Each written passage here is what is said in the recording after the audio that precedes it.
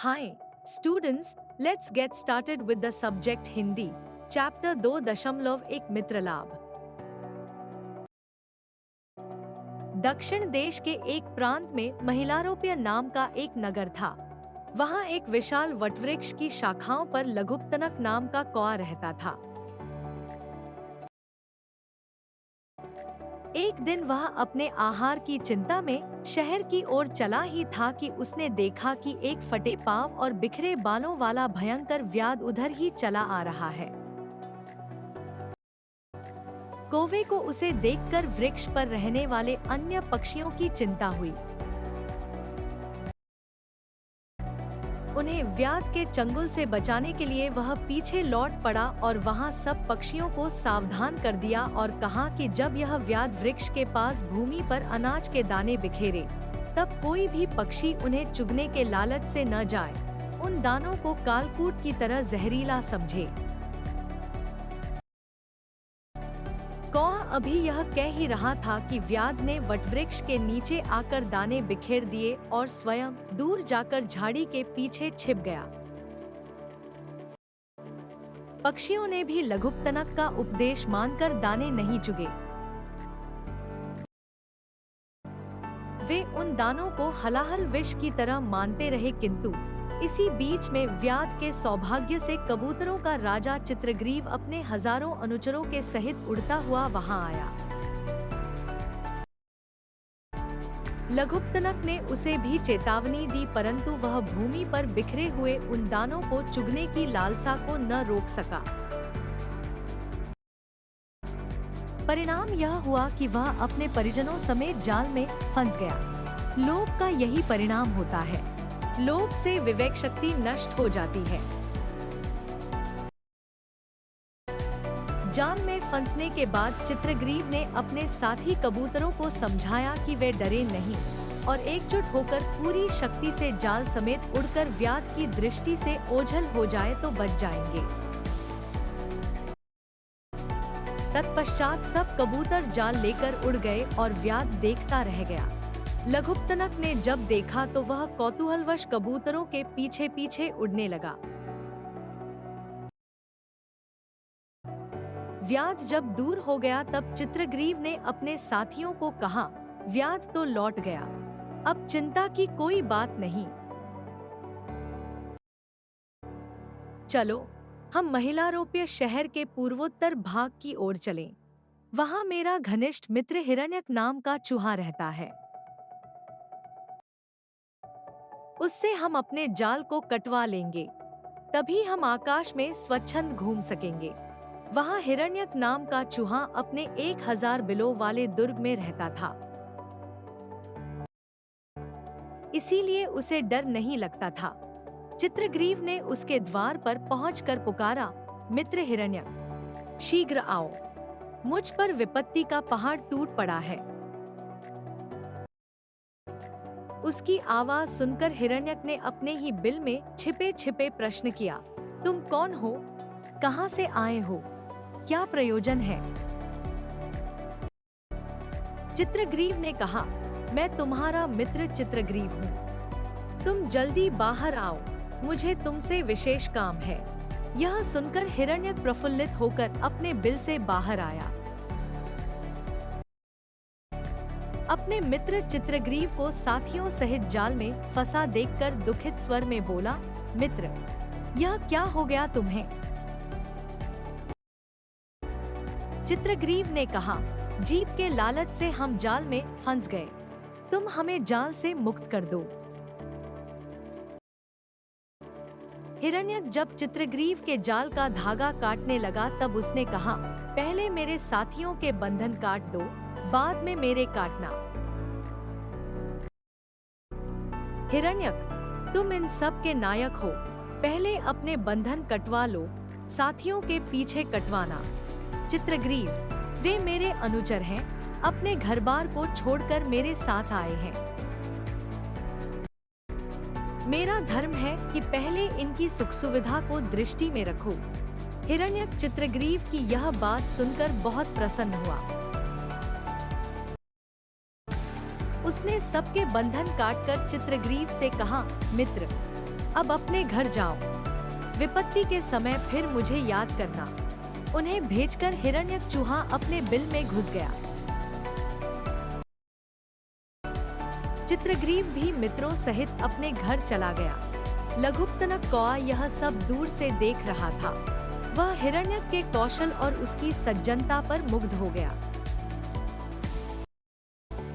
उसने मन ही मन सोचा, यद्यपि मेरा स्वभाव है कि मैं किसी का विश्वास नहीं करता, किसी को अपना हितैषी नहीं मानता, तथापि इस चूहे के गुणों से प्रभावित होकर मैं इसे अपना मित्र बनाना चाहता हूँ। यह सोचकर वह हिरण्यक के बिल के दरवाजे पर जाकर चित्रग्रीव के समान ही आवाज बनाकर हिरण्यक को पुकारने लगा। उसकी आवाज सुनकर हिरण्यक ने सोचा, यह कौन सा कबूतर है? क्या इसके बंधन कटने शेष रह गए हैं? हिरण्यक ने पूछा, तुम कौन हो? लघुपतनक, मैं लघुपतनक नाम का कौआ हूँ। हिरण्यक, मैं तुम्हें नहीं जानता, तुम अपने घर चले जाओ। लघुपतनक, मुझे तुमसे बहुत जरूरी काम है, एक बार दर्शन तो दे दो। हिरण्यक, मुझे तुम्हें दर्शन देने का कोई प्रयोजन दिखाई नहीं देता। लघुपतनक, चित्रग्रीव के बंधन काटते देखकर मुझे तुमसे बहुत प्रेम हो गया है। कभी मैं भी बंधन में पड़ जाऊंगा तो तुम्हारी सेवा में आना पड़ेगा। हिरण्यक, तुम भोक्ता हो, मैं तुम्हारा भोजन हूँ। हम में प्रेम कैसा? जाओ, दो प्रकृति से विरोधी जीवों में मैत्री नहीं हो सकती। लघुपतनक, हिरण्यक, मैं तुम्हारे द्वार पर मित्रता की भीख लेकर आया हूँ। तुम करोगे तो यही प्राण दे दूंगा। हिरण्यक, हम सहजवैरी हैं, हम में मैत्री नहीं हो सकती। लघुपतनक, मैंने तो कभी तुम्हारे दर्शन भी नहीं किए, हम में वैर कैसा? हिरण्यक, वैर दो तरह का होता है, सहज और कृत्रिम। तुम मेरे सहजवैरी हो। लघुपतनक, मैं दो तरह के वैरों का लक्षण सुनना चाहता हूँ। हिरण्यक, जो वैर कारण से हो वह कृत्रिम होता है, कारणों से ही उस वैर का अंत भी हो सकता है। स्वाभाविक वैर निष्कारण होता है, उसका अंत हो ही नहीं सकता। लघुपतनक ने बहुत अनुरोध किया, किंतु हिरण्यक ने मैत्री के प्रस्ताव को स्वीकार नहीं किया। तब लघुपतनक ने कहा, यदि तुम्हें मुझ पर विश्वास न हो तो तुम अपने बिल में छिपे रहो, मैं बिल के बाहर बैठा बैठा ही तुमसे बातें कर लिया करूंगा। हिरण्यक ने लघुपतनक की यह बात मान ली, किंतु लघुपतनक को सावधान करते हुए कहा, कभी मेरे बिल में प्रवेश करने की चेष्टा मत करना। कौआ इस बात को मान गया। उसने शपथ ली कि कभी वह ऐसा नहीं करेगा। तब से वे दोनों मित्र बन गए, नित्य प्रति परस्पर बातचीत करते थे। दोनों के दिन बड़े सुख से कट रहे थे। कौआ कभी कभी इधर उधर से अन्न संग्रह करके चूहे को भेंट में भी देता था। मित्रता में यह आदान प्रदान स्वाभाविक था। धीरे धीरे दोनों की मैत्री घनिष्ठ होती गई। दोनों एक क्षण भी एक दूसरे से अलग नहीं रह सकते थे। हिरण्यक ने पूछा, तुम कौन हो? लघुपतनक, मैं लघुपतनक नाम का कौआ हूँ। हिरण्यक, मैं तुम्हें नहीं जानता, तुम अपने घर चले जाओ। लघुपतनक, मुझे तुमसे बहुत जरूरी काम है, एक बार दर्शन तो दे दो।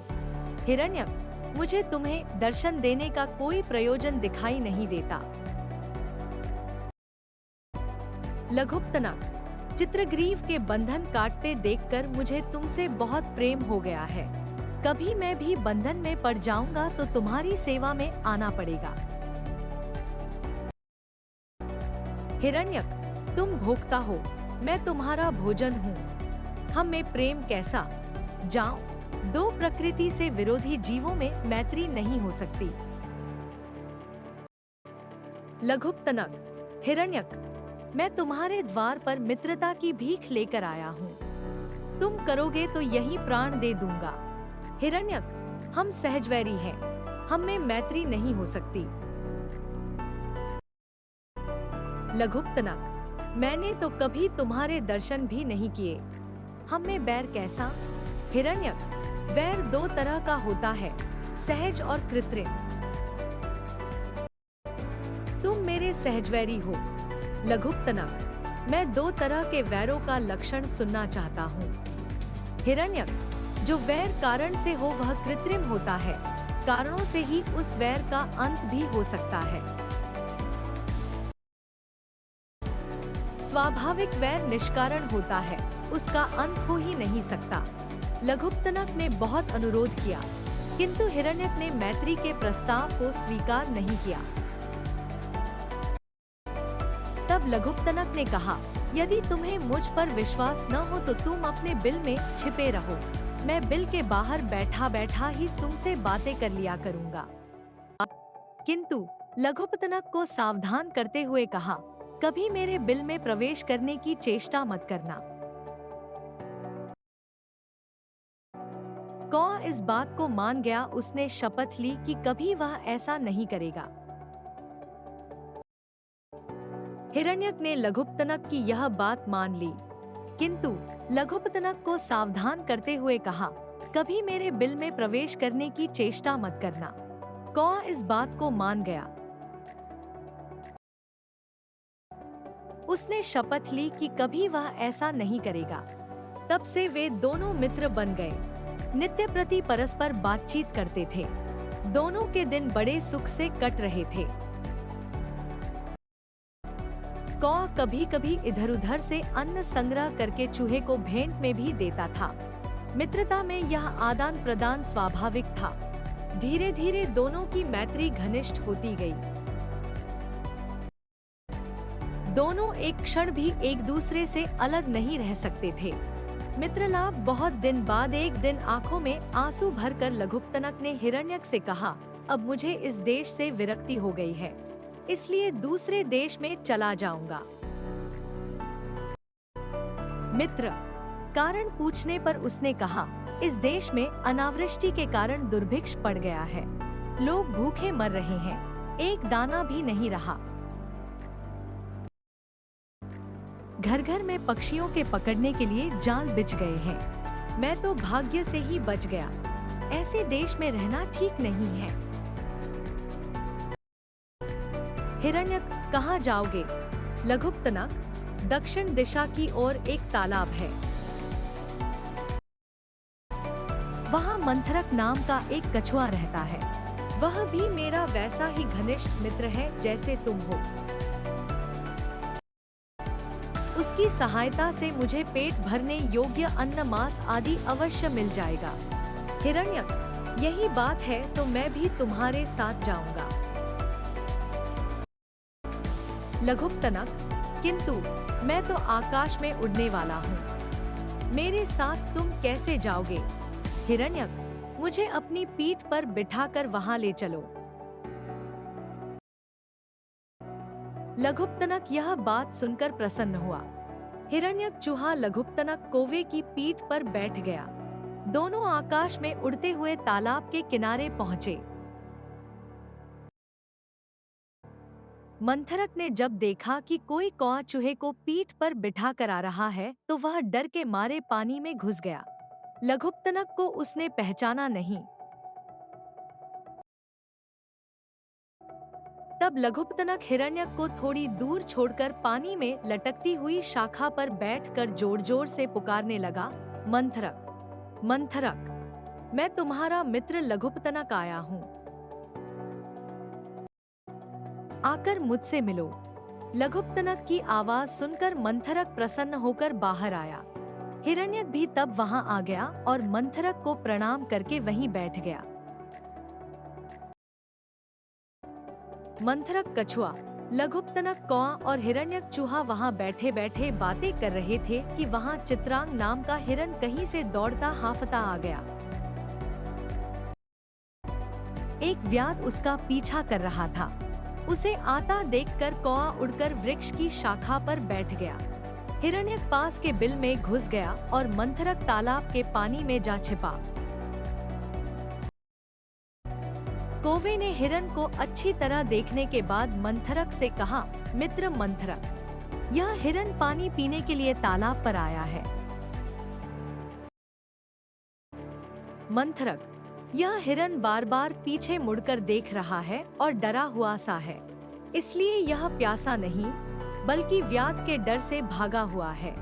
देखो तो सही, इसके पीछे व्याध आ रहा है या नहीं। दोनों की बात हिरन ने सुन ली और बोला, मंथरक, मेरे भय का कारण तुम जान गए हो। मैं व्याध के बाणों से डरकर बड़ी कठिनाई से यहाँ पहुँच पाया हूँ। तुम मेरी रक्षा करो, अब तुम्हारी शरण में हूँ। मुझे कोई ऐसी जगह बतलाओ जहाँ व्याध न पहुँच सके। मंथरक ने हिरन को घने जंगलों में भाग जाने की सलाह दी, किंतु लघुपतनक ने ऊपर से देखकर बतलाया कि व्याध दूसरी दिशा में चला गया है, इसलिए अब डर की कोई बात नहीं है। अब चित्रांग की भी लघुपतनक, हिरण्यक और मंथरक से गाढ़ी मित्रता हो गई। एक दिन हिरन घूमता हुआ जंगल में चला गया और शाम तक वापस नहीं लौटा। उसके तीनों मित्रों को संदेह होने लगा कि कहीं वह व्याध के जाल में न फंस गया हो अथवा शेर, बाघ आदि ने उस पर हमला न कर दिया हो। घर में बैठे स्वजन अपने प्रवासी प्रियजनों के संबंध में सदा शंकित रहते हैं। बहुत देर तक भी चित्रांग हिरन नहीं आया तो मंथरक कछुए ने लघुपतनक कौवे को जंगल कर हिरन को खोजने की सलाह दी। लघुपतनक ने कुछ दूर जाकर देखा कि वहां चित्रांग एक जाल में बंधा हुआ है। लघुपतनक उसके पास गया। उसे देखकर चित्रांग की आंखों में आंसू आ गए। वह बोला, अब मेरी मृत्यु निश्चित है। अंतिम समय में तुम्हारे दर्शन करके मुझे बड़ी प्रसन्नता हो रही है।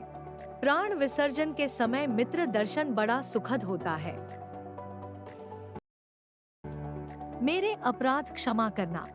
लघुपतनक ने धीरज बंधाते हुए कहा, घबराओ मत, मैं अभी हिरण्यक चूहे को बुला लाता हूँ। वह तुम्हारे जाल काट देगा। यह कहकर वह हिरण्यक के पास चला गया और शीघ्र ही उसे पीठ पर बिठाकर ले आया। हिरण्यक अभी जाल काटने की सोच ही रहा था कि लघुपतनक ने वृक्ष के ऊपर से किसी को देखकर कहा, यह तो बहुत बुरा हुआ। हिरण्यक ने पूछा, क्या कोई व्याध आ रहा है? लघुपतनक, नहीं, व्याध तो नहीं, किंतु मंथरक कछुआ इधर चला आ रहा है। हिरण्यक, तब तो खुशी की बात है। दुखी क्यों होते हो? लघुपतनक, दुखी इसलिए होता हूँ कि व्याध के आने पर मैं ऊपर उड़ जाऊंगा।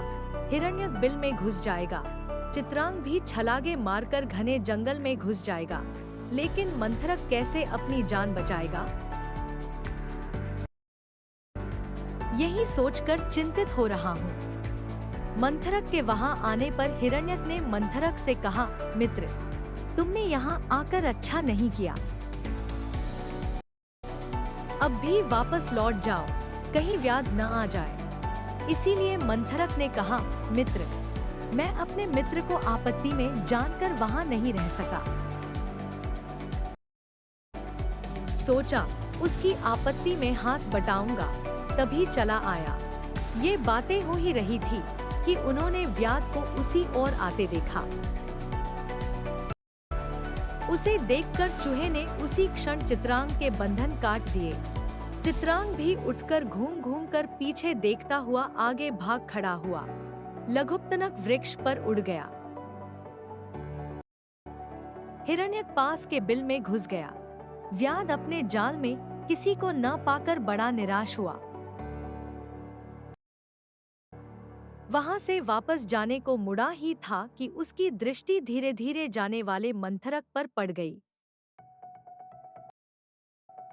उसने सोचा, आज हिरन तो हाथ आया नहीं, कछुए को ही ले चलता हूँ। कछुए को ही आज भोजन बनाऊंगा, उससे ही पेट भरूंगा।